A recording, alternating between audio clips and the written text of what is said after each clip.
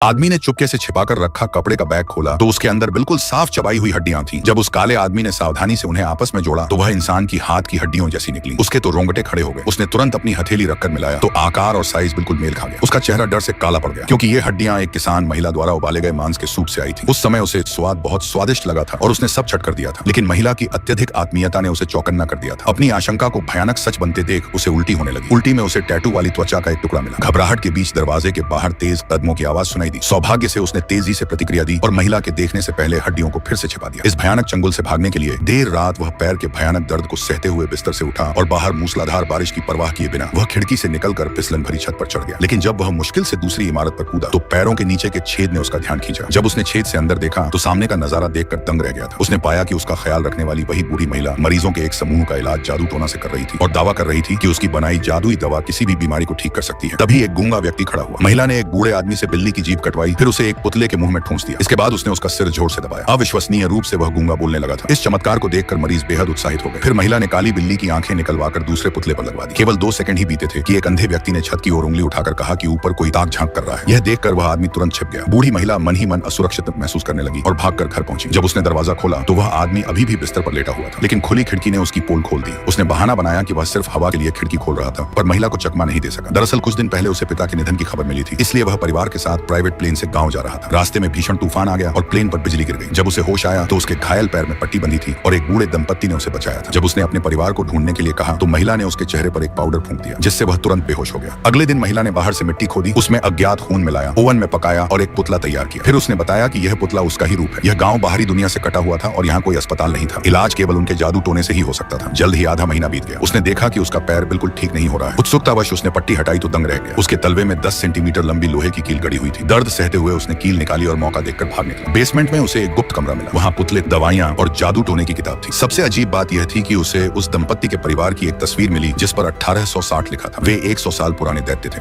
उसने बिना सोचे किताब के अनुसार कुछ पुतले बनाए और सीढ़ियों के नीचे छिपा दी। फिर उसे अपने बेटे का फोन मिला और उसमें 1% बैटरी थी। उसने तुरंत पुलिस को अपनी लोकेशन बताई। तभी वह परिवार लौट आया। वह तेजी से कमरे में गया और कील वापस पैर में गाड़ ली, लेकिन उसे अंदाजा नहीं था कि लौटते ही महिला ने उसके पुतले की जीभ उखाड़ दी, जिससे वह गूंगा हो गया। फिर पुतले को रस्सी से बांध दिया, जिससे वह हिल भी नहीं पा रहा था। पुलिस आई, लेकिन महिला ने उन्हें बहकाकर वापस भेज दिया। उसने किसी तरह हिम्मत जुटाई और बाहर भागकर पुलिस की गाड़ी रोकी। उसने पुतले में जीभ वापस लगाई और पुलिस वाले से भागने को कहा, लेकिन गाड़ी गोल गोल घूमकर वापस उसी महिला के सामने पहुंच जाती है। वे सब मिले हुए थे। अपने परिवार को बेसुध देखकर उसने उन्हें बचाने का फैसला किया। जब बूढ़ा आदमी उस पर वार करने आया तो उसने वही कील उसके सीने में घोंप दी। डर के मारे लोग भागने लगे। फिर उसने एंटीडोट से परिवार को होश में लाया। इसके बाद उसने महिला का पुतला निकाला और उस पर हथौड़ा मार दिया, जिससे महिला झटके से 800 मीटर दूर जा गिरी। फिर उसने दरवाजे पर नमक छिड़क दिया ताकि वह शैतान भाग न सके। झोपड़ी में आग लगते ही वह बूढ़ी महिला हमेशा के लिए खत्म हो गई।